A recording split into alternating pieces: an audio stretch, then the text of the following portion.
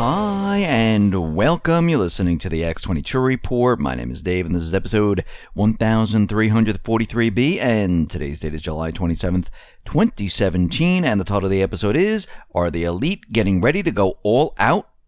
Let's get into the economic collapse, political, and geopolitical news.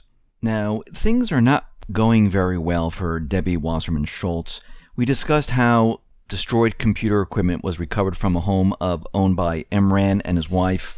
And the Daily Caller's Luke Rosiak is out with another bombshell. Imran Awan wired $283,000 to Pakistan before attempting to flee the country to join his wife. And she left the country with $12,000 cash. And basically, we can see that this whole thing is completely falling apart. Now, Debbie Wasserman Shultz is now trying to distance herself, claiming that Mr. Awan was a part-time employee whose service had been terminated. And we can see that he went from a full-time employee to a part-time employee, and this part-time employee was making $165,000, which is kind of ridiculous.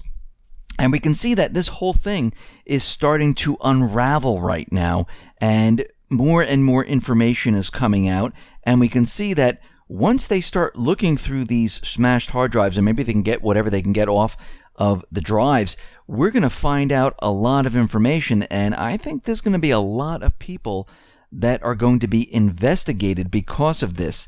And it's going to lead into more people, and it's just going to continue on. So this whole thing is starting to unravel. I mean, we can see already within the Trump administration with Scaramucci that, they're going after all these leakers. And this whole Trump with Sessions thing, I know the corporate media is playing it up. They're loving this. This is all they're reporting on.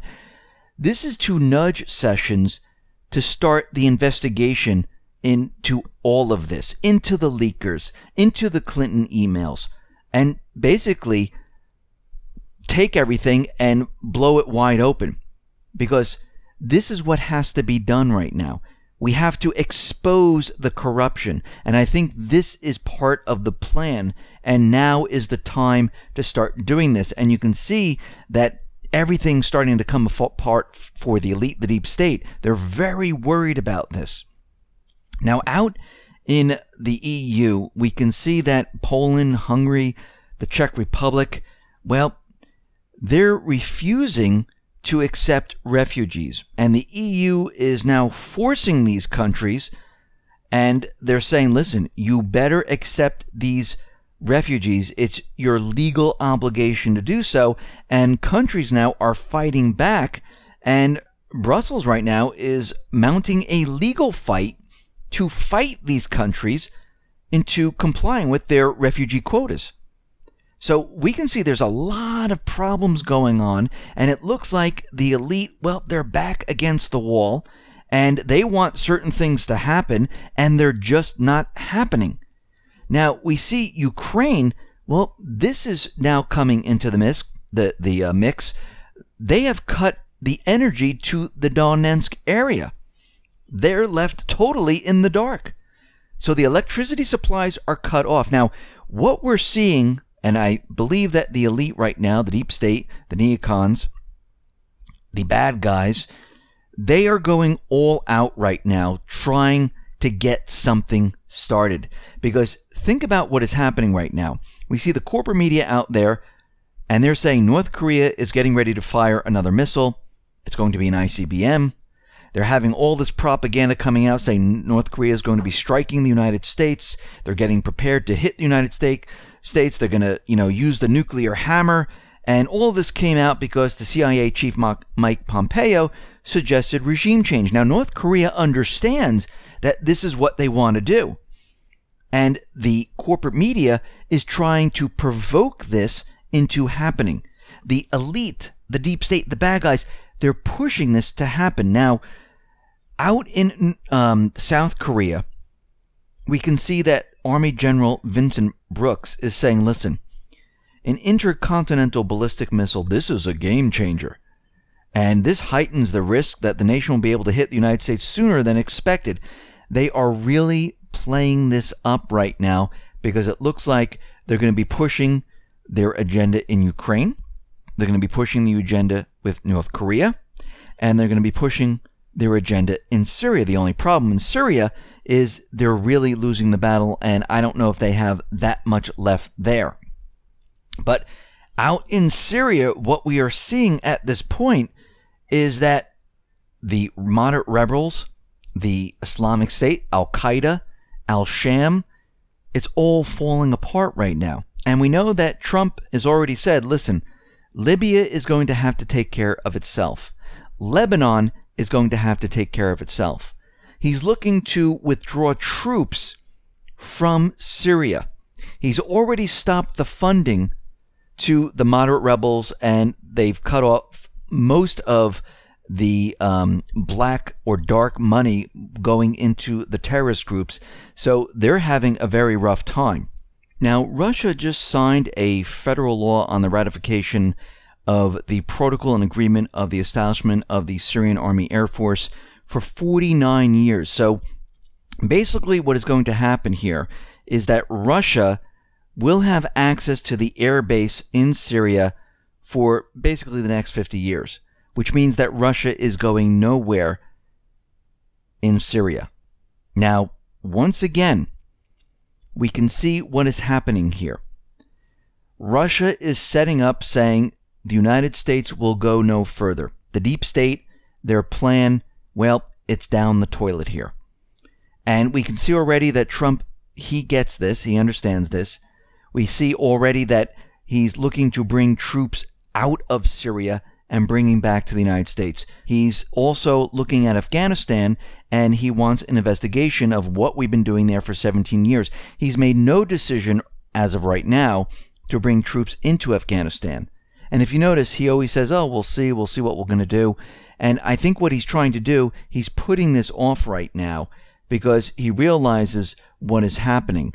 And basically, he has a very big decision, because either we're going to go down the path with the deep state, the neocons, which hopefully we're not going down this path, or we're going to be going down the path where, you know something, the empire building is over and it's time to bring everyone home. Now, this Russian bill that was just passed by the House, he's going to have to make a decision of what he's going to do here. Now, corporations, the EU, they're all telling him this is a bad idea. And if you go through with this, this is not going to turn out well for the United States. They're not saying it's not going to turn out well for Russia. Think about what they're saying right now.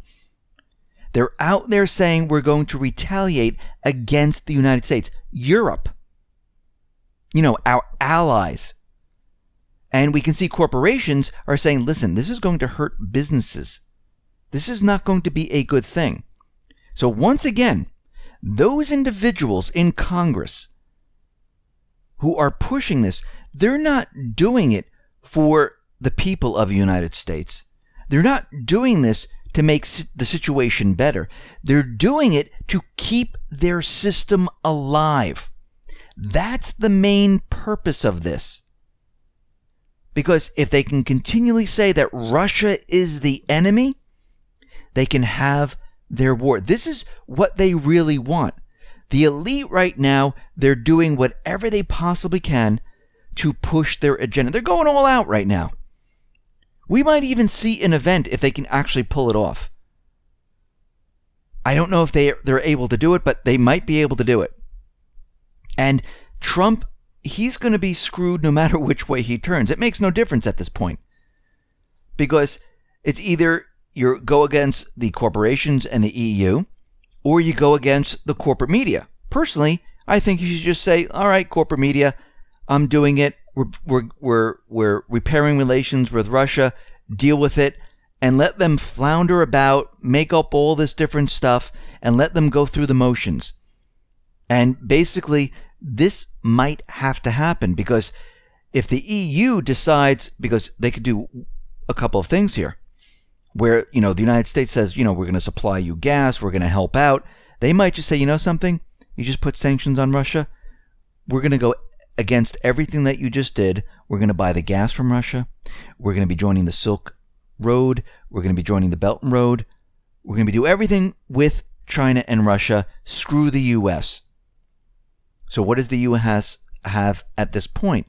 Absolutely nothing.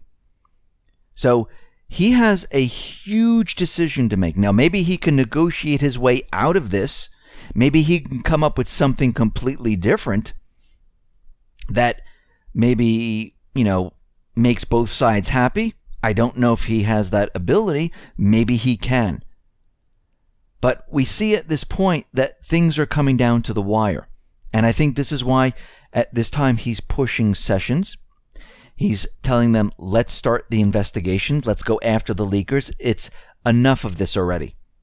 Because what this tells me right now is why he's making this push is because things are deteriorating much, much faster than originally thought. And we can see when we've been looking at the economy, not just the U.S. economy, the global economy. I'm not talking about the stock market. I'm not talking about all the stimulus and everything that the central bankers have done. I'm talking about real people losing their jobs, stores closing, corporations going out of business. I'm not talking about the corporations where they're saying their earnings look great because, they closed 3 factories, laid off thousands of people, bought back their own stocks, but their revenues aren't there, but their earnings look great. I'm talking about what is really going on. Sales are declining. The revenue coming into the corporations is declining. The federal tax receipts, the state tax receipts, they are declining. And that actually corresponds to everything that we've been talking about because the jobs have been declining. The wages have been declining. All this fits together. And the economy, as you can see, is basically accelerating to the downside. And now we're getting warnings from so many different people. Financial pundit investors saying, yeah, this is basically an illusion. It's euphoria like we've never seen before, and the system is falling apart. Many people are saying it's going to fall apart in October. Many people are saying it's going to happen in the spring of 2018. This is why the Fed is out there saying, listen, they can't come up with some type of solution with the debt ceiling. And I'm going to say, no matter which way it happens, if they raise the ceiling or they don't raise it, the Fed is going to use this to their advantage, saying, well, look what you did. You just gave yourself more debt. We can't unwind. This is not going to work.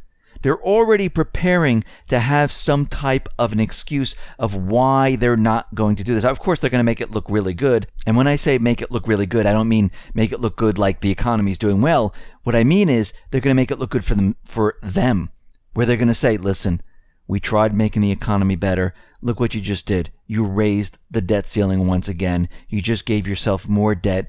You're going to spend more money. This is not going to work. We're going to have to hold off right now because you just destroyed the economy.